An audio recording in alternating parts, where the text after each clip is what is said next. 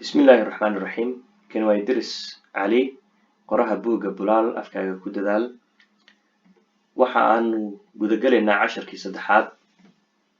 waxaan hore uga hadalnay alifbaada si guud ahaana waxaanu ku xijinay shaqalada oo aynu gooni uga hadalnay waxaanan kusii xijinaynaa imka shibanayaasha shaqalada marka ay dhameeyaan ama aad dhamaysaan kadib waxaad galaysaan layliyada waxay ku saabsan yihiin adeegsiga shaqalada kadib waxaad u gudbaysaan shibanayaasha waxaan isku soo qabanaynaa afar shibane oo kala ah ba ta ja iyo xa oo isku mar uga hadlayno bogan soo socda ba sawirkan waa ba waxa xaggan ku sawiranay waa ba xarafka ba mar ereyga xagga hore ka galaa marna xagga dhexe marna xagga dambe bar labo kab marka uu dambeeyo wuu fududaada aad buu fududaada wuu daciifa markuu dhexda ku sii jirana waa daciif ta toon tiir kitaab ma jiro sida xaggan ka muuqata hal erey oo ku dhamaada xarafka ta ma jiro afkeena ma jiro haddii uu jirana wuu ku yar yahay kolay anigu maan helin dadka qaarna hadday soo helaan waa muhiim inay la wadaagaan jeer waxa xaggan ka muuqda waa jeer jid ajar xaj wuxuu noqonayaa xajkii la tegayay waxaa kaloo noqon karaa timirta marka la xajayo ama la xashayo dadku waxay dhahaan xash bayna sha bay ka dhigaan laakiin xajidna way noqon kartaa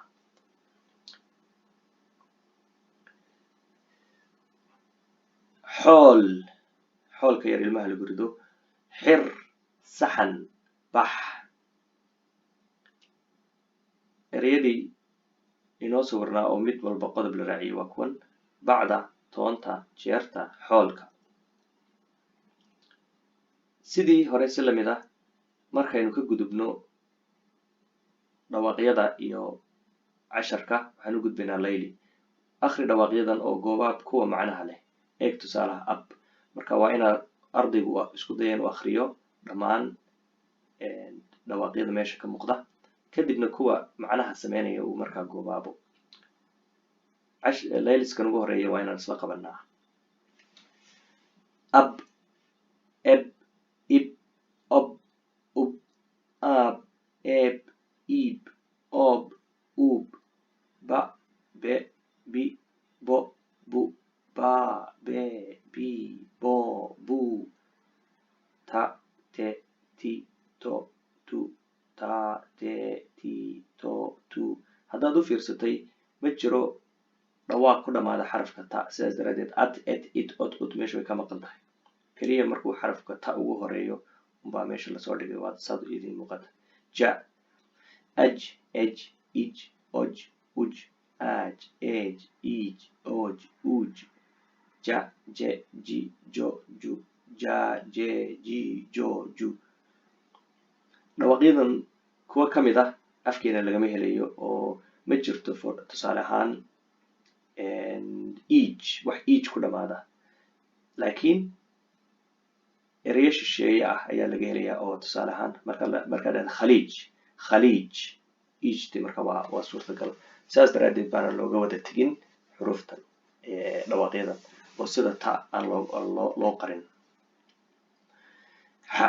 ax ex ix ox ux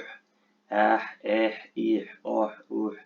xa xe xi xo xu xa xe xi xo xu dhawaaqyada meesha ka muuqda waxay qofka u sahlayaan inuu akhriyo af soomaaliga tusaale ahaan ab waxaad raacin kartaa ti abti saasuu ku noqonayaa erey jiro oo la yaqaano abna waaba erey jiro caadiya oo ah qofkii meeshuu ka hidahayey ama dadkii awowyada u ahaa abkiis ma rabo inaan sii dhex galo si dhumuc si dheer ka hadalka baataajada balse waxaan rabaa keliya inaan idin muujiyo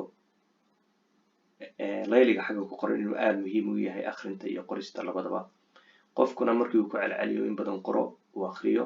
af soomaaligii wuu fududaanaya tusaale ahaan iminka ereygan soo qaad goobaab ee xaggan ku jira goobaab aab baa xagga ku jira aabna xaggan waan kusoo marno waa kaas keliya xuruuf yar yar unbaa lagu darayaa kabacdina waa la akhrinayaa goona waan u tegi doonaa isagoo meel kale ku jira xaggaas ayaan ku hakinaynaa maanta cashirkan waa inoo mar kale